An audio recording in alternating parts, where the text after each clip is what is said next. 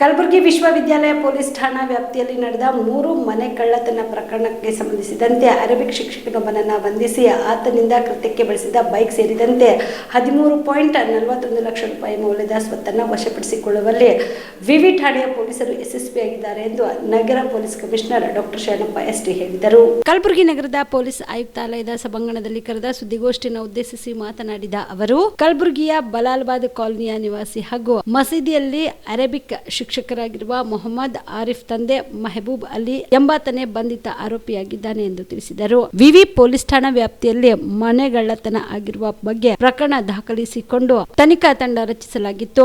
ರಾತ್ರಿ ವೇಳೆಯಲ್ಲಿ ನಡೆಯುತ್ತಿದ್ದ ಈ ಮನೆ ಕಳ್ಳತನ ಪ್ರಕರಣದಲ್ಲಿ ಯಾವುದೇ ಪೂರಕ ಸಾಕ್ಷಿಗಳು ದೊರೆಯದೇ ಇರುವುದರಿಂದ ಇದನ್ನು ಸವಾಲಾಗಿ ಸ್ವೀಕರಿಸಿದ ತನಿಖೆ ನಡೆಸಿ ಆರೋಪಿಯನ್ನ ಬಂಧಿಸುವಲ್ಲಿ ಯಶಸ್ವಿಯಾಗಿದ್ದಾರೆ ಎಂದರು.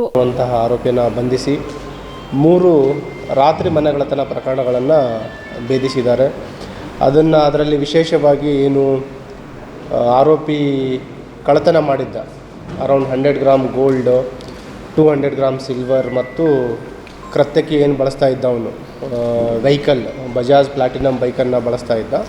ಆ ವೆಹಿಕಲನ್ನು ಕೂಡ ಅವರು ಜಪ್ತಿ ಮಾಡುವಲ್ಲಿ ಯಶಸ್ವಿಯಾಗಿದ್ದಾರೆ. ಇದರಲ್ಲಿ ಎಲ್ಲರ ಗಮನಕ್ಕೆ ತರೋದೇನಂತಂದರೆ, ಈ ಮಿನಿಮಮ್ ಸೇಫ್ಟಿ ಫೀಚರ್ಸ್, ಸೆಕ್ಯೂರಿಟಿ ಏನು ಮನೆಗಳ ಸುರಕ್ಷತೆಗಾಗಿ ಏನು ತೆಗೆದುಕೊಳ್ಬೇಕು ಅಂತ ನಾವು ಸುಮಾರು ಸಲ ಹೇಳ್ತಾ ಇದ್ದೀವಿ.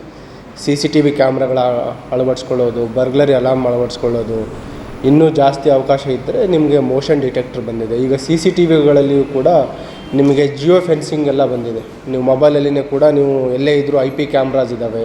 ಮತ್ತು ಜಿಯೋ ಫೆನ್ಸಿಂಗ್ ಅಂತಂದರೆ ಯಾರಾದರೂ ಮೂಮೆಂಟ್ ಆದರೂ ಕೂಡ ಅದ್ರ ಬಗ್ಗೆಯೂ ಕೂಡ ನೀವು ಅಲರ್ಟ್ ಬರುತ್ತೆ. ತಮಗೆ 25,000, 30,000, 50,000ಗೆಲ್ಲ ಬರುತ್ತೆ.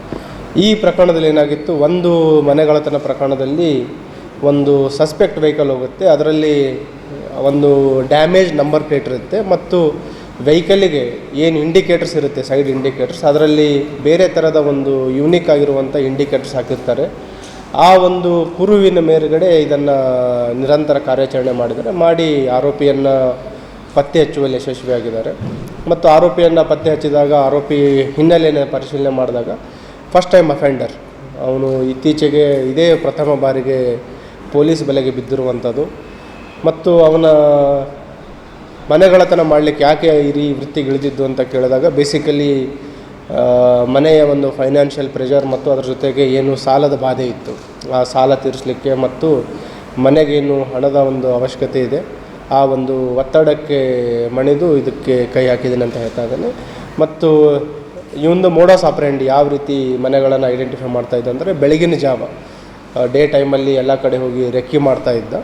ಮತ್ತು ನಗರದ ಕೆಲವೇ ಏರಿಯಾಗಳಲ್ಲಿ ಇವನು ಆಪ್ರೇಷನ್ ಮಾಡ್ತಾಯಿದ್ದ. ಎಸ್ಪೆಷಲಿ ಏನು ನಮ್ಮದು ಮಾಲ್ಗತ್ತಿ ಕ್ರಾಸು, ಫಿರ್ದೋಸ್ ಕಾಲನಿ ಮತ್ತು ಏನು ಈ ಹಾಗರ್ಗ ರೋಡ್ ಇದೆ, ಆ ಏರಿಯಾದಲ್ಲಿ ಮಾತ್ರ ಹೆಚ್ಚಿನದಾಗಿ ಇವನು ಆಪ್ರೇಷನ್ ಮಾಡ್ತಾಯಿದ್ದ. ಅಲ್ಲಿ ಇವನು ವಾಸ್ತವ್ಯ ಮಾಡುವಂಥದ್ದು ಮತ್ತು ಏನು ಅಪರಾಧ ಮಾಡ್ತಾಯಿದ್ದ ಆ ಏರಿಯಾಗಳಿಗೆ ಹತ್ತಿರ ಇರುವಂಥದ್ದು.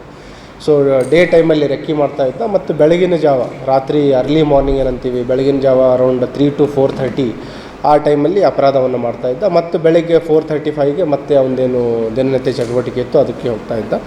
So I appreciate inspector Sushil Kumar ಮತ್ತು ಅವರೆಲ್ಲ ಕ್ರೈಮ್ ಟೀಮಿಗೆ ಮತ್ತು ಇದರದ್ದು DCP ಕ್ರೈಮ್ ಅವ್ರನ್ನು ಮಾನಿಟರ್ ಮಾಡಿ. ಶಾಬದಿ ಮಲ್ಟಿ ಸ್ಪೆಷಾಲಿಟಿ ಹಾಸ್ಪಿಟಲ್ ಮತ್ತು ಟ್ರಾಮಾ ಕೇರ್ ಸೆಂಟರ್ 24x7 ತುರ್ತು ಚಿಕಿತ್ಸಾ ಸೌಲಭ್ಯವುಳ್ಳ ಆಸ್ಪತ್ರೆ. ಕಲಬುರಗಿ ಜಿಲ್ಲೆಯ ಖ್ಯಾತ ಹಿರಿಯ ಅನುಭವಿ ವೈದ್ಯರ ನೇತೃತ್ವದಲ್ಲಿ orthopaedic, ENT, neuro surgery, general surgery, general medicine, urology, gastro surgery, paediatric, obstetrics, gynaecology, cardiology, neurology, arthroplasty, arthroscopy, spine surgeries ಸೇರಿದಂತೆ OPD, IPD, ICU, NICU, ultrasound, 2D echo, laboratory, major OT ಸೌಲಭ್ಯದೊಂದಿಗೆ ಎಲ್ಲ ರೋಗಕ್ಕೂ ಒಂದೇ ಸೂರಿನಡಿ ರಿಯಾಯಿತಿ ದರದಲ್ಲಿ ಶಾಬದಿ ಮಲ್ಟಿ ಸ್ಪೆಷಾಲಿಟಿ ಹಾಸ್ಪಿಟಲ್ ಮತ್ತು trauma care centre 24x7 emergency ಚಿಕಿತ್ಸೆ ನೀಡಲಾಗುವುದು. ಹೆಚ್ಚಿನ ಮಾಹಿತಿಗಾಗಿ ಸಂಪರ್ಕಿಸಿ ಶಾಬದಿ ಮಲ್ಟಿ ಸ್ಪೆಷಾಲಿಟಿ ಹಾಸ್ಪಿಟಲ್ ಮತ್ತು trauma care centre, STBT bus stand, Dargah road, ಸಂತ್ರಸ್ವಾಡಿ, Kalaburagi. Mobile number 9060442345.